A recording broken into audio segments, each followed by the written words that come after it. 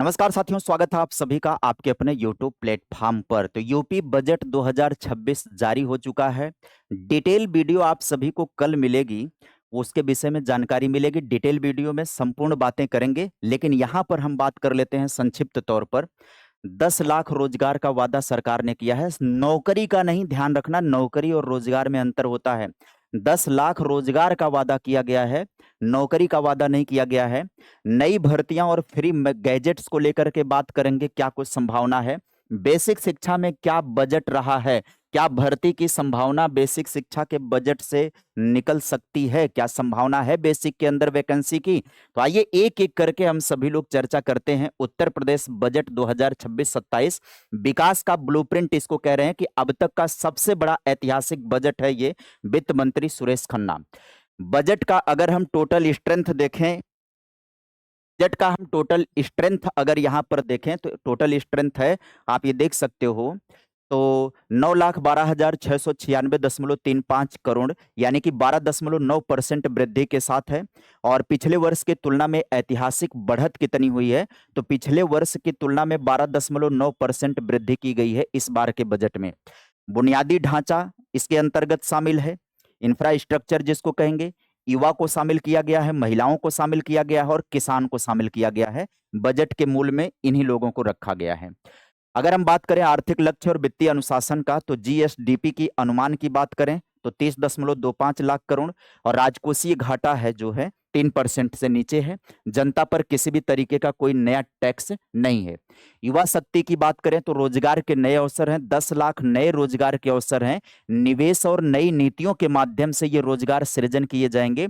Focus होगा take युवा, समर्थ युवा पर। मतलब कुल मिलाजुला करके युवाओं को स्वावलंबी बनाए जाने को लेकर के पहल की जा रही है। स्वरोजगार की योजना की बात करेंगे। युवा कल्याण और उद्यमिता के विषय में स्वामी विवेकानंद युवा सशक्तिकरण योजना के तहत मुफ्त टेबलेट और स्मार्टफोन का वितरण किया जाएगा। और सबसे पहले टेबलेट वितरण का कार्यक्रम, इससे लाभान्वित होने वाले कौन है, डीएलएड वाले विद्यार्थी लाभान्वित होना शुरू हो जाएंगे। यहाँ पर 2,374 करोड़ रुपए का बजट है। मुख्यमंत्री युवा उद्यमी विकास अभियान के अंतर्गत अपना बिजनेस शुरू करने के लिए ब्याज मुक्त लोन की व्यवस्था होगी, जहां पर 5 लाख रुपए तक ब्याज मुक्त लोन प्राप्त होगा मुख्यमंत्री युवा उद्यमी विकास अभियान के तहत। इसी के तहत आप अपना रोजगार कर सकते हैं। नारी शक्ति और सुरक्षा को लेकर के बात करें तो फ्री स्कूटी योजना है मेधावी छात्राओं के लिए। आवंटन है 400 करोड़ रुपए का। और वर्किंग वुमेन हॉस्टल जो है हर जिले और मंडल स्तर पर इसका निर्माण किया जाएगा। जो वर्किंग वुमेन होंगी उनका हॉस्टल उनके रहने के लिए ये हर जिले और हर मंडल स्तर पर निर्मित किया जाएगा। महिलाओं की सुरक्षा और कल्याण के लिए विशेष प्रावधान जारी किया गया। अन्नदाता सुविधाएं और कृषि बजट की अगर हम बात करें तो अन्नदाताओं को लेकर के सिंचाई के लिए मुफ्त बिजली जारी कर दी गई। गन्ना किसानों का त्वरित भुगतान किया जाएगा। कुल बजट जो है 9 से 12% कृषि योजनाओं के लिए ही रखा गया है। 9 से 12% कृषि योजनाओं के लिए बजट है। कृषि में ऊर्जा और तकनीक की बात अगर हम करें तो 2815 मेगावाट सौर ऊर्जा उत्पादन का लक्ष्य रखा गया है। पीएम कुसुम योजना विस्तार किया जाएगा। किसानों को सोलर पंप और सौर ऊर्जा से जोड़ने पर जोर दिया जाएगा। बजट के ये मुख्य पहलू हैं। बुनियादी ढांचा और विकास की नई रफ्तार की अगर हम बात करें इंफ्रास्ट्रक्चर को लेकर के, तो हरिद्वार से लेकर के यहां तक यानी गंगा एक्सप्रेसवे का मेरठ से लेकर के हरिद्वार तक का विस्तार किया जाएगा। सड़क चौड़ीकरण और सुदृढ़ीकरण को लेकर के 3700 करोड़ रुपए का बजट है। नई टाउनशिप को लेकर के 3500 करोड़ रुपए का बजट यहां पर निर्धारित किया गया है इस बजट में। ऊर्जा क्षेत्र में प्रदेश का पावर हाउस जो होगा वो यहां पर ऐतिहासिक बजट आवंटन हुआ। प्रदेश के विकास दर को ऊर्जा देने के लिए भारी भरकम निवेश किया गया है। बात करें शिक्षा और खेल को लेकर के, जो भविष्य की मजबूत नींव का आधार बनेगा, कुल बजट का 12.4% किस पर रखा गया है, शिक्षा पर। यह बड़ी अच्छी पहल है कि कुल बजट का 12.4% किस पर रखा गया है, शिक्षा पर रखा गया है। शिक्षा पर बजट अच्छा होना ही चाहिए।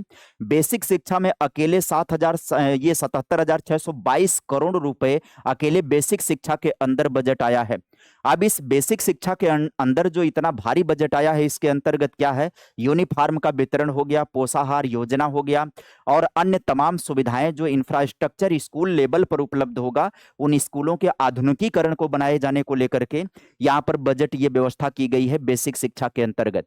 बेसिक शिक्षा के अंतर्गत इस बजट में कहीं भी डिटेल बजट पढ़ने के बाद ये कहीं भी नहीं लिखा है कि नई नियुक्तियों पर भी बजट को, इसमें शिक्षक भर्ती को भी शामिल नहीं किया गया। कहीं पर कोई शब्द लिखा नहीं है कि इस बजट में शिक्षक भर्ती यानी कि नए रोजगार के अवसर या नए नौकरियों को अवसर उपलब्ध होंगे या नए शिक्षकों की भर्ती के लिए बजट में कोई प्रावधान है, ऐसी कहीं पर कोई बात नहीं की गई है। अब लोग अनुमान लगा सकते हैं कि इतने भारी मात्रा में जब बजट है बेसिक शिक्षा को लेकर के, तो यहाँ पर वैकेंसी होगी। कारण मैं आपको समझा दूं, क्योंकि इसी तरीके से माध्यमिक शिक्षा के अंदर भी बजट है। डिटेल वीडियो जब बजट की आएगी तो उसमें संपूर्ण जानकारी देंगे, लेकिन यहां पर आपको हम बता दे रहे हैं माध्यमिक के अंदर भी ठीक ठाक बजट की व्यवस्था की गई है, तो वहां पर नए वैकेंसी होगी, वहां पर भी नहीं लिखा है। माध्यमिक के अंदर भी ये कहीं पर नहीं है कि नए शिक्षकों की भर्ती या नियुक्ति, क्योंकि वो प्रक्रिया अलग प्रक्रिया होती है, वो बजट की प्रक्रिया नहीं है, वो जरूरत है, वो शिक्षा की जरूरत है। यहाँ पर जो शिक्षा के लिए खर्च किया जाएगा उसकी बात की जाएगी, वहां पर शिक्षा की जरूरत है, उसके संसाधन में टीचर भी आ जाता है। तो इसका मतलब है कि बेसिक के अंदर वैकेंसी के अवसर दिखाई पड़ रहे हैं। बेसिक के अंदर वैकेंसी देखने को मिल सकती है आपको 26-27 के अंतर्गत। माध्यमिक के अंदर तो आपको दिखेगी ही। माध्यमिक का तो आप सभी को पता है कि उसका माहौल कब से बना हुआ है। स्वास्थ्य सेवाओं की बात करें तो निरोगी उत्तर प्रदेश लक्ष्य रखा गया है। स्वास्थ्य बजट जो है 6% का रखा गया है। चिकित्सा और स्वास्थ्य सेवाओं पर विशेष ध्यान दिया गया है। 14,997 करोड़ रुपए आवंटित किए गए हैं चिकित्सा शिक्षा को यानी मेडिकल एजुकेशन को। बात करें उद्योग और तकनीकी डिजिटल क्रांति को लेकर के तो मोबाइल विनिर्माण देश के 65% मोबाइल अब यूपी में निर्मित होंगे। बाप रे। डेटा सेंटर 8 नए डेटा सेंटर पार्क की स्थापना की जाएगी और एमएसएमई सहायता यानी 3,822 करोड़ रुपए का प्रावधान किया गया है। आगे समझिएगा, सांस्कृतिक धरोहर की बात करें तो अयोध्या के विकास को लेकर के, अयोध्या के सर्वांगीण विकास को लेकर के अतिरिक्त प्रावधान है। 100 करोड़ रुपए का विरासत और विकास का अद्भुत संगम बनाया जाएगा किसको? अयोध्या को। आगे बात करें अगर हम तो विकसित उत्तर प्रदेश की ओर इसका कुल निष्कर्ष है पूंजीगत व्यय बढ़ाकर विकास पर जोर, आम जनता पर कोई अतिरिक्त टैक्स का बोझ नहीं। यह बजट विकसित उत्तर प्रदेश की नींव है, ऐसा सरकार की तरफ से सुरेश खन्ना जी ने अपने अभिभाषण में कहा, अपने बजट भाषण के अंतर्गत उन्होंने कहा। क्या लगता है आप सभी लोगों को इस बजट के नाम पर युवाओं को क्या मिला? क्या 10 लाख रोजगार को रोजगार या नौकरी, नौकरी शब्द का प्रयोग नहीं हुआ है। रोजगार का मतलब होता है आपको हम देंगे सुविधाएं, आप अपना स्वरोजगार करिए। लेकिन बेसिक के अंदर इतने बड़े बजट होने के कारण यह अनुमान लगाया जा सकता है कि भविष्य में वैकेंसी देखने को मिल सकती है, क्योंकि मेंशन तो माध्यमिक का भी नहीं है, जबकि माध्यमिक में क्लियरली डेली डाटा आ रहा है कि माध्यमिक के अंदर नए नोटिफिकेशन लगभग 30,000 देखने को मिलेंगे। तो संभावनाओं की बाजार गर्म है, तो इसका मतलब है आप सभी लोगों को तैयार रहना चाहिए। बेसिक में एक वैकेंसी की लहर हो सकता है सामने दिखाई पड़ जाए। डिटेल वीडियो के लिए भी आप सभी इंतजार करिएगा, फुल एनालिसिस के साथ मैं लेकर के आऊंगा बजट की वीडियो कल के दिन में। आज के लिए इतना ही, bye bye, take care, thank you.